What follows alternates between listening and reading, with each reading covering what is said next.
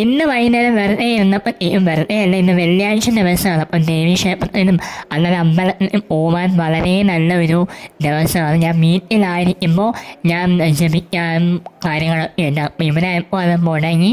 അങ്ങനെ അമ്പലത്തിൽ പോകാമെന്ന് വെച്ചു. ആദ്യം പോയത് തലയാപ്പൂര് ഭഗവതി ക്ഷേത്രത്തിലായിരുന്നു. ഭദ്രകാളി ക്ഷേത്രമാണ്. അപ്പോൾ അവിടെ പോയിട്ട് ഞങ്ങൾ തൊഴുത് ഇറങ്ങി. പിന്നെ ഞങ്ങൾ അടുത്തൊരു അമ്പലത്തിലേക്കാണ് പോകുന്നത്. മഹാദേവൻ്റെ അമ്പലത്തിലേക്കാണ് പോകുന്നത്. മനക്കൽ മഹാദേവ ക്ഷേത്രം എന്നാണ് പേര്. അപ്പോൾ നമ്മൾ അങ്ങോട്ടാണ് പോയത്.